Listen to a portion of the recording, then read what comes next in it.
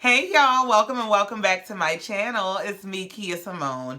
We are here today to talk about old Rock'em Sock'em Robot Williams, Porsha, and her family disaster. Before we get into that, I gotta take a moment to address this, okay?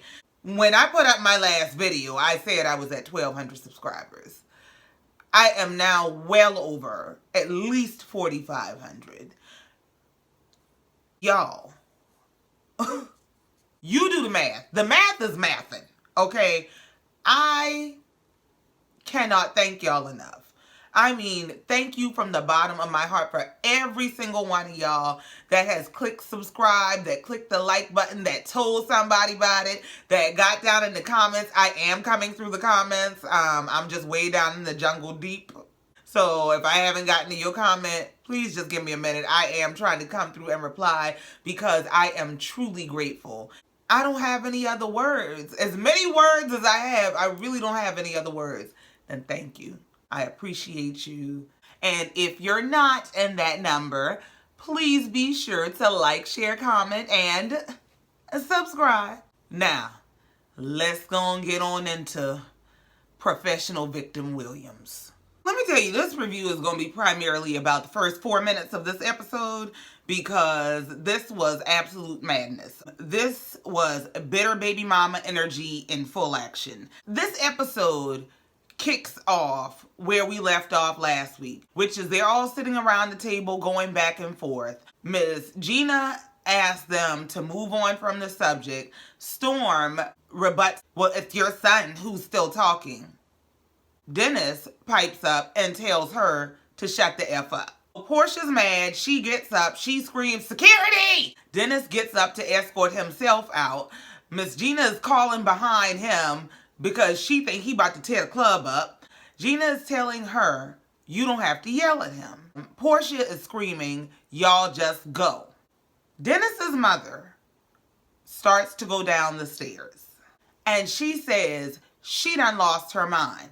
Porsha then says, "You heard what I said," lunges at his mother going down the stairs, and says, "I said go," as she's lunging. Now, let me tell you, this is my position on this. Number one, and this is probably going to be an unpopular opinion. Y'all going to be mad at me. Y'all can tell me how y'all feel in the comments. We can talk about it. It is what it is, but this is how I feel. Dennis was right when he was telling everybody to shut up, number one. Storm is out of line and out of place. She is very disrespectful. I cannot with that little girl. Darlene is part of the problem, just like Dennis said. When you are sitting at the table and you hear your daughter disrespectfully speaking to someone who technically could be her grandmother, and you don't have anything to say other than, "Well, she's an adult too," you are a part of the problem. Dennis gets up to leave. His mama comes over there and she starts to argue with Porsha. He shuts that down and tells her, "You be quiet. I got this. I don't need you to argue with her. Let's just go. Go down the stairs. Let's just go." Porsha is screaming and carrying on and acting a fool and calling him a no good. And he tells her to shut up. I'm so sorry. I agree. Everybody he told to shut up needed to shut up. Like, shut up. Sit down, let's go. That's what needed to happen. Now, having said that, when Porsha lunged for Miss Gina, Dennis jumped at her. Now, I don't know if he was reaching to just separate. I don't know if he was acting as a barrier. I don't know if he was trying to fight. I'm going to tell you this. This is my rule of thumb. You lunge at my mama.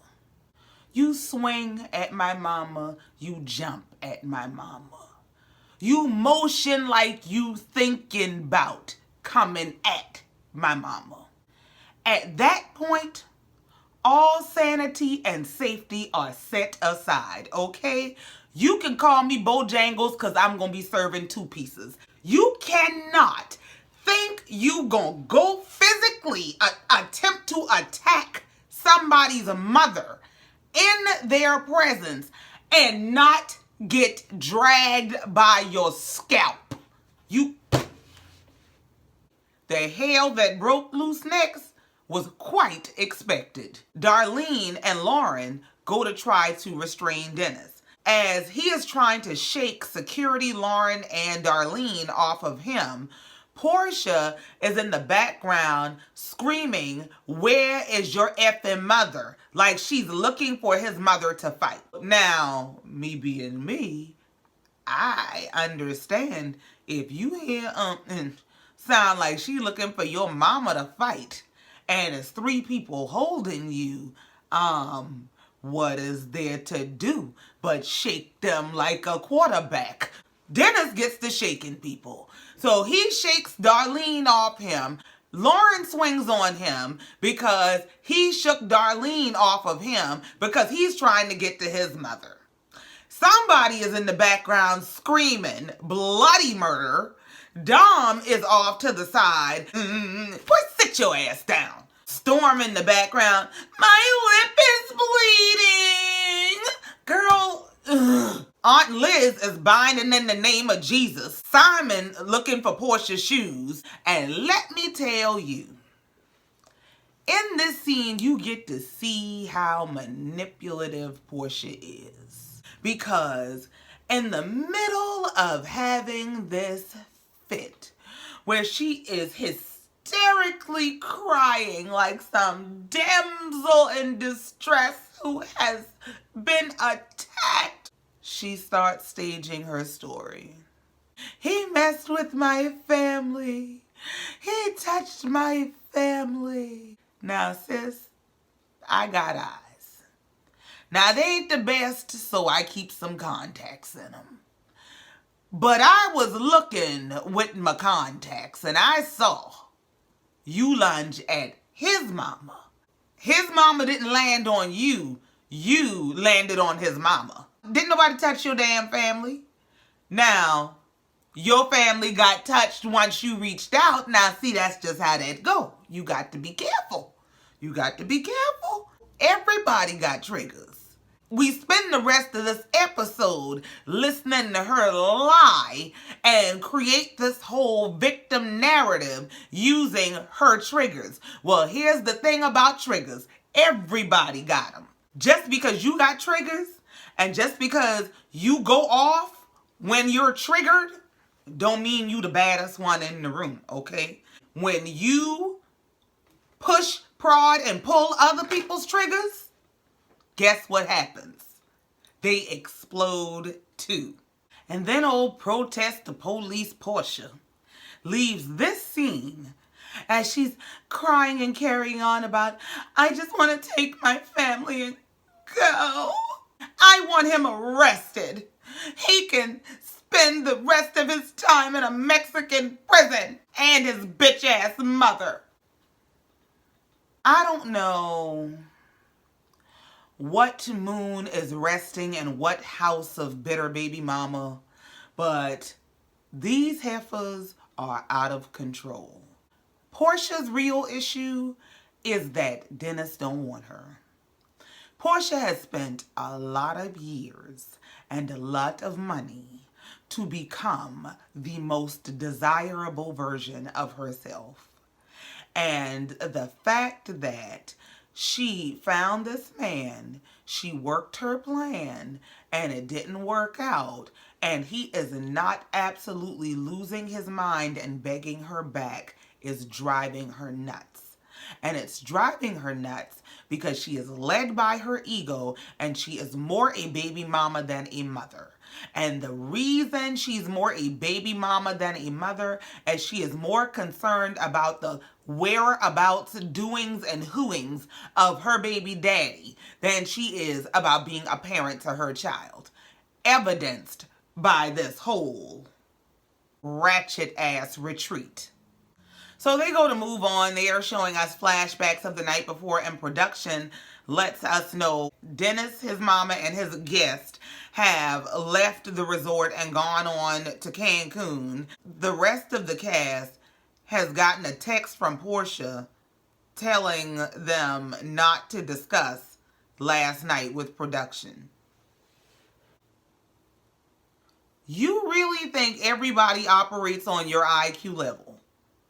You really think you could just go abracadabra, that didn't happen? Like, and then they get on this bus to go to some other, because every time they tear some shit up, they just go to a hole in the jungle. They're going to some hole in the jungle with a whole nother life coach because they just keep chewing them up and spitting them out. Porsha makes some comment in her confessional about, yeah, we're just moving on like nothing happened because that's just what we do in my family. My family has always been like that. I noticed that we always just sweep things under the rug and, you know, pretend like nothing happened and just keep going. No. You told your family to do that. It's not, I don't know where this is coming from. Now at this point, I can no longer take the show serious. I mean, not that I did, but at this point, it's evident that you're manipulating the storyline. And why do I want to watch this? If you're going to sit up and manipulate the storyline when y'all have a straight up street fight, and then we just not going to talk about it. We going to pretend like ain't nothing happened. Ain't nobody going to say nothing. Ain't nobody going to notice. We just, you know, they already cleaned up upstairs. We just going to go to our next event and we like nothing happened. I'm going to try to recap the rest of what happened in this episode. But honestly, after that, first of all, watching this girl go for this man's mama and scream and carry on and try to pick up equipment to throw at his mother. And where's your effing mother? All like a poor. And then as she's going down the stairs, she's going to call him. He's an animal. You're the animal. You are literally an animal in lashes. It is ridiculous. How does the grandchild of a civil rights era leader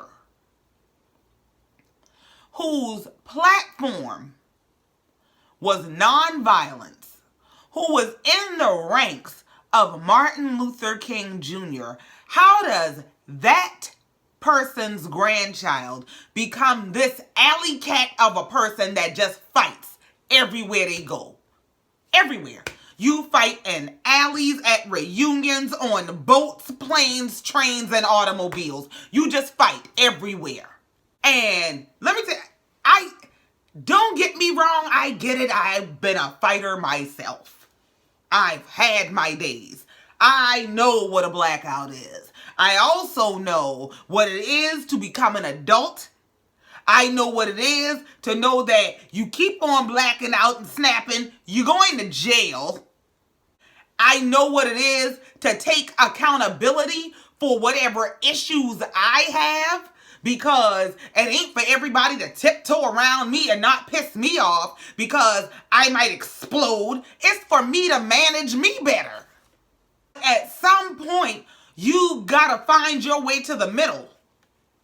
It can't be 0 to 100. You are 40 years old, fighting on TV as the grandchild of a civil rights leader whose platform was nonviolence. What does your legacy really mean to you? It has to mean more than its ability to reel in the highest bidder. Because apparently that's all it means. This was trashy. This was like watching a completely unhinged animal. And at some point, you got to take accountability for you. And the rest of this episode was her lying, just lying about what happened. She goes to her mama and tells her mama this whole breakdown of what happened. Storm was trying to have my back, and next thing I know, he's telling her to shut the F up. And Porsha's mama, you and Darlene are clearly sisters. The reason Porsha's mama is part of the problem, the reason Darlene is part of the problem is, and I mentioned this in Huntsville reviews, when Destiny wanted to fly up in Miss Wanda's face all kind of way. Even if you don't like them, even if you disagree, that's somebody's mother. That's an elder to you. And you conduct yourself differently. So no, you're not going tit for tat with somebody who's older than your mother. She's older than your mother. And you think you gonna sit up and argue and go back and forth and tit for tat with her? Girl, you still wet behind your ears. You don't qualify to fly up in my face all kinds of ways. Now, Porsha's mama will not hold her accountable for anything. When Porsha went to see her mom, and she's sitting in the bed talking to her mom, when Porsha says, I really feel like Dennis did this because he wanted a reaction. He wanted to show Simon, see, she's not over me. She still loves me. She still wants me. See how she's reacting? He did this because he wanted a reaction. And her mother co-signed that stupid shit. How in the hell is Dennis responsible for your reaction? Now, the thing is, when you are just a yes man, especially as a mother, because there's so much power in your position as a mother, can nobody unleash me or leash me like my mama? Nobody. You have power in your agreement as a mother. So when you sit up and just yes man her to death, you do her a disservice as a mother. To just, oh my gosh, and oh, I can't believe that. You know your child terrible. You know your child is good and terrible. You know your child like to fight at the drop of a hat. You know your child lies. You know your child. And rather than hold her accountable, you just always find a way to excuse her. Which is why I call her mother her enabler. Period. I get now why her daddy side over there kind of talking about her mama's side sideways. Speaking of her daddy side, the realest two people on this entire show are from her daddy's side. Lunge and Aunt Liz. And sidebar, Aunt Liz and that blonde wig and that hot pink satin dress. Aunt Liz is 70 and serving, okay? Let me just take a moment to PSA. Aunt Liz is the demonstration that beauty is ageless, classic, timeless, okay? I love to see beautiful, fabulous, mature women, especially as I get older, because we often get lost in the idea that beauty is connected to youth. They are not one and the same. And I just had to take a moment to say, I mean, she has just, throughout this entire series, she shows up and she serves, and more than just the hungry, okay? But anyway, what I was saying is, Londi and Aunt Liz let it be known that, listen, we think we need to talk about this, but she put out an edict in the land that we must not discuss the baby mama, baby daddy catastrophe that we all just endured. Yeah, we're under a gag order. Now, I'm going to skip over the whole life coach portion of it because this got to be about the third, fourth life coach shaman combination that they done had, and they still playing Ring Around the Rosie in hell. So my thing is, there's no need to even take that serious. No shade to the life coaches and shamans and all that. The last lady they brought in was a beautiful lady. She offered, good advice. However, when somebody is manipulating a situation as heavily as Porsha, when they are committed to making everybody else the problem and not looking inward, when they are committed to producing a whole lie and want an ensemble cast for their lie, healing can't happen when there is no truth. There is no truth here. So I'm not even wasting my time there, okay? Now, thank God for Aunt Liz. Aunt Liz tries to talk some sense into her and tries to explain to her that, first of all, you come from a background, you have a legacy that requires you to move different. You can't follow the Storms and Doms of the world because you have a different you have a legacy to uphold. And Porsha, while she's in one breath talking about this legacy and being an activist and all these things, in the other breath, well, I'm just not going to let anybody just do anything to my family. So you just going to take no accountability for the fact that you swung on somebody's mama who raised you. Well, we know. You feel no remorse. You take no accountability. You ain't gonna and you're gonna continue to not even make excuses, but lie. Lie. Because nobody did anything to your family. And when Aunt Liz asked her, well, how do you plan to do damage control with the activism people? I don't feel like I have to do any damage control because I'm a human. Humans don't behave the way you behave. Untrained, wild animals do. You gonna meet your match in an alley like you like to. So the rest of the episode is pretty much Porsha going through her basement to see if she still has any of Dennis's stuff. And she's worried about us going down and seeing her basement because she doesn't want to be seen as a hoarder, but she's okay being seen as an MMA fighter. Girl, bye. We see a yes man conversation between her and her assistant. We see that PJ is going to need surgery and she's preparing for surgery. The episode ends with Dennis being let through the gate to bring PJ home, and she's asking him if he wants to come in and talk.